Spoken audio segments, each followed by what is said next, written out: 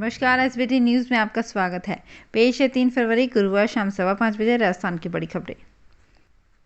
विवादों से घिरी रीट 2021 को लेकर 8 फरवरी को हाईकोर्ट में सुनवाई करेगा।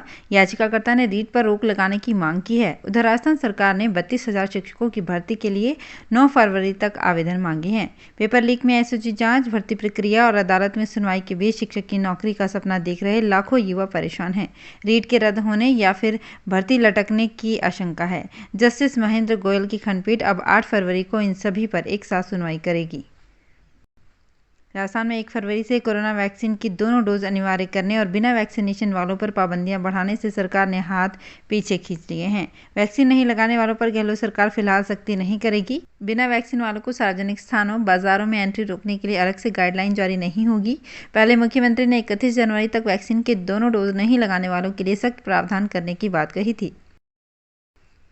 राजस्थान में गुरुवार को एक बार फिर मौसम में बदलाव हो गया और बूंदाबांदी हुई। प्रदेश के उत्तरी हिस्से में आज पश्चिमी विक्षोभ का असर शुरू हो गया। गंगानगर, हनुमानगढ़, चूरू, झुंझुनू में सुबह बादल छाए रहे। वहीं इन जिलों में बुधवार रात बूंदाबांदी भी हुई। ऐसे में दोबारा से सर्दी बढ़ सकती है। राजस्थान के मुख्यमंत्री अशोक गहलोत ने प्रधानमंत्री नरेंद्र मोदी के बजट के संदर्भ में दिए गए वक्तव्य को वास्तविकता के विपरीत करार दिया है। गहलोत ने सोशल मीडिया के जरिए कहा कि प्रधानमंत्री द्वारा बजट के संदर्भ में दिया गया वक्तव्य वास्तविकता के विपरीत है। बजट को अमृतकाल का बजट कहें या फिर कुछ और कहें, उससे ये सच्चाई नहीं बदलने वाली कि भाजपा की नीतियों के कारण देश हर पैमाने पर पिछड़ रहा है। उन्होंने आरोप लगाते हुए कहा कि अर्थव्यवस्था की स्थिति खराब हो चुकी है, बेरोजगारी बढ़ रही है, उद्योग धंधे बड़ी संख्या में बंद हो गए हैं, ईंधन और जरूरी सामान की कीमतें आम आदमी के लिए बोझ बन गई हैं।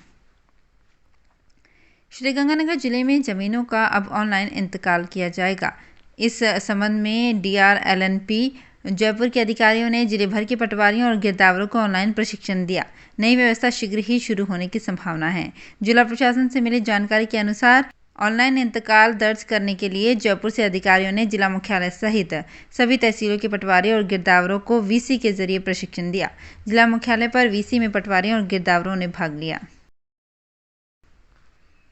सीकर जिले के खाटू श्याम जी कस्बे में विश्व प्रसिद्ध बाबा श्याम के दरबार में आज 25 दिन बाद श्याम भक्तों के लिए कोरोना गाइडलाइन के अनुसार दर्शन खोल दिए गए हैं। श्री श्याम मंदिर कमेटी द्वारा तमाम व्यवस्थाओं के अनुसार कोविड-19 की गाइडलाइन की पालना करते हुए सुबह 6 बजे से ही दर्शन व्यवस्था शुरू की गई।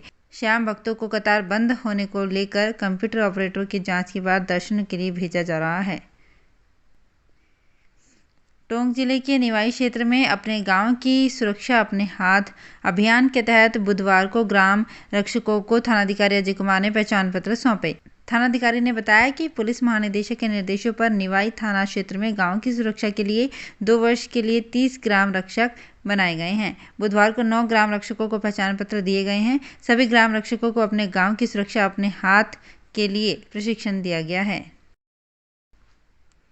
राजस्थान में एक बार फिर पश्चिमी विक्षोभ के चलते मौसम का मिजाज बदल गया है। वीकेंड और सप्ताह की शुरुआत में जहां तापमान में अचानक वृद्धि दर्ज की गई थी, वहीं आज हालात ये हैं कि लोग घरों से बाहर तक नहीं निकल पा रहे हैं। पश्चिमी विक्षोभ के चलते शीतलहर की वजह से जनजीवन पूरी तरह से प्रभावित नजर आ रहा है।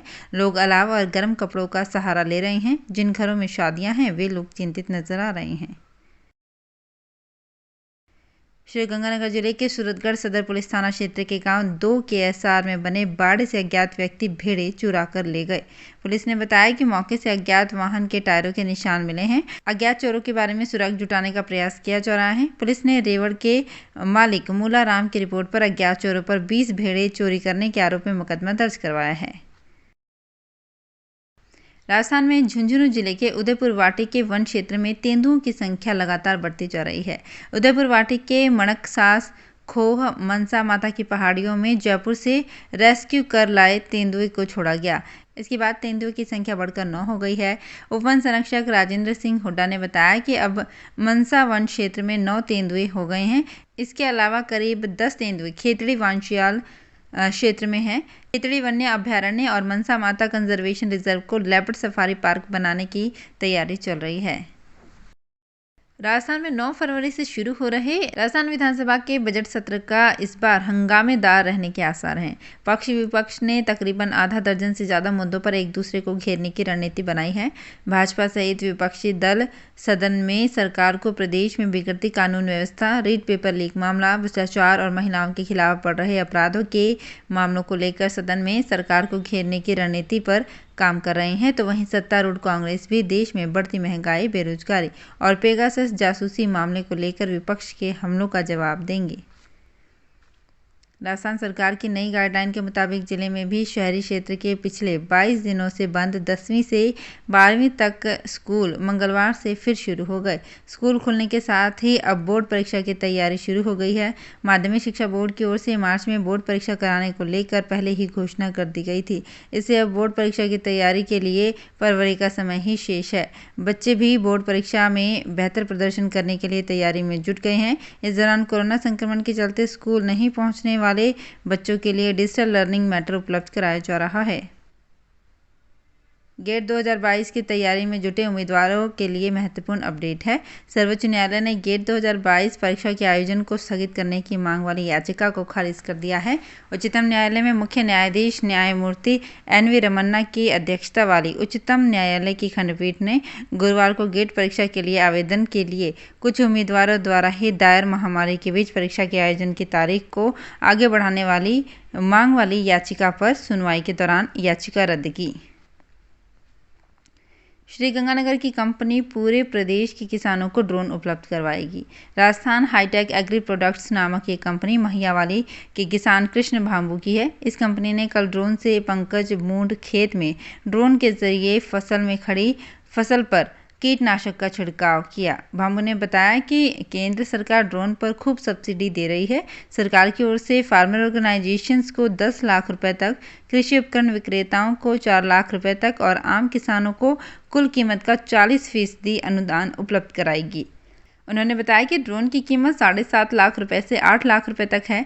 फसल पर ड्रोन से कम समय में बेहतर ढंग से और कम पानी से स्प्रे किया जा सकता है। ड्रोन से स्प्रे से फसलों को कोई नुकसान भी नहीं होता, जबकि ट्रैक्टर से स्प्रे करने पर फसल टूटती है, जिससे किसान को काफ़ी नुकसान उठाना पड़ता है। बांसवाड़ा पुलिस ने बड़ी कार्रवाई करते हुए जिले की सबसे बड़ी चोरी का खुलासा कर दिया। पुलिस ने 2 शातिर चोरों को गिरफ्तार किया। इन आरोपियों के पास से पुलिस ने 6 लाख के सोने चांदी के जेवर को बरामद किया है। चोरी की वारदात के दौरान कार का इस्तेमाल किया गया था, उसे भी पुलिस ने जब्त कर लिया है। वहीं इस चोरी में शामिल एक आरोपी अभी फरार चल रहा है। पुलिस उसकी भी तलाश कर रही है। सोने मकान से 42 लाख कीमत के सोने चांदी के जेवर और 2 लाख नकदी चुराने के बहुचर्चित केस में गढ़ी थाना पुलिस को 7 महीने बाद बड़ी सफलता मिली है। तो फिलहाल इस बुलेटिन में इतना ही, फिर हाजिर होंगे कुछ और बड़ी खबरों के साथ। SBT न्यूज़ के और भी वीडियोस को देखने के लिए हमारे चैनल को सब्सक्राइब करें और नोटिफिकेशन पाने के लिए बेल आइकन को प्रेस करें।